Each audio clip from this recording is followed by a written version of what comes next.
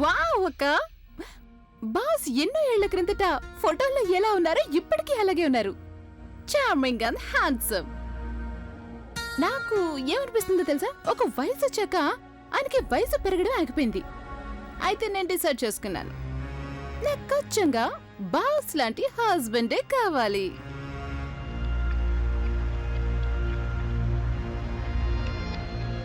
అరే అక్క, నేను నీతోనే మాట్లాడుతున్నాను.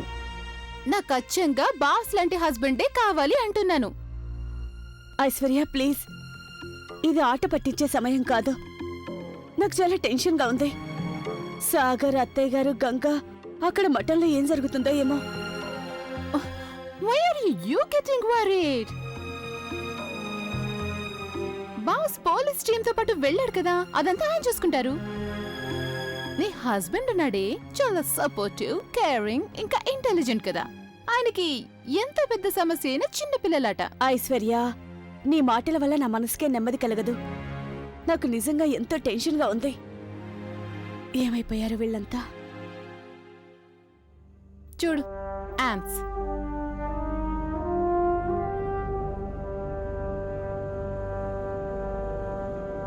ఆవిడ వెనకే బాస్. ఇకనైనా టెన్షన్ పట్టు మాని. వారంత కోపంగా ఎందుకున్నారో? ఓరు భగవంతుడా, మరేం గొడవలేదుగా. నువ్వు గంగ గురించి ఆలోచించావు, తనని కాపాడాలనుకున్నావు. అందుకని ఆ సుధాగారిని పోలీస్ స్టేషన్కి పంపించావు. కానీ నువ్వంత అపాయం తెచ్చుకోవాల్సిన అవసరమేముంది? జలసమాధి సంగతి తెలిసినప్పుడు అది నాకు చెప్పి ఉండొచ్చు కదా. సుధాగారు ఇన్స్పెక్టర్ని ఎంతో బతిమలాడారు, కానీ తను వినిపించుకోలేదు. సాగర్ నాకు ఫోన్ చేసి చెప్పాడు గనక సరిపోయింది. లేదంటే నాకు అసలు తెలిసేదే కాదు. నువ్వే చెప్పమ్మా, వాళ్ళని ఆపడం నీ తరం అయ్యేదా? నా బుర్రేం పనిచేయడం లేదు నిరంజన్. నా బుర్ర పూర్తిగా శూన్యమైపోయింది. గంగని సమాధి చేస్తారని తెలిసి నాకు కాళ్ళు చేతులు ఆడలేదు. అలా చూస్తావే, నాకు ఆ పిల్లంటే ఇష్టం లేదని అందరికీ తెలిసిన విషయమే. కానీ అంత మాత్రం చేత నేను కావాలని తనని మరణ పాలు చేస్తారని కాదుగా.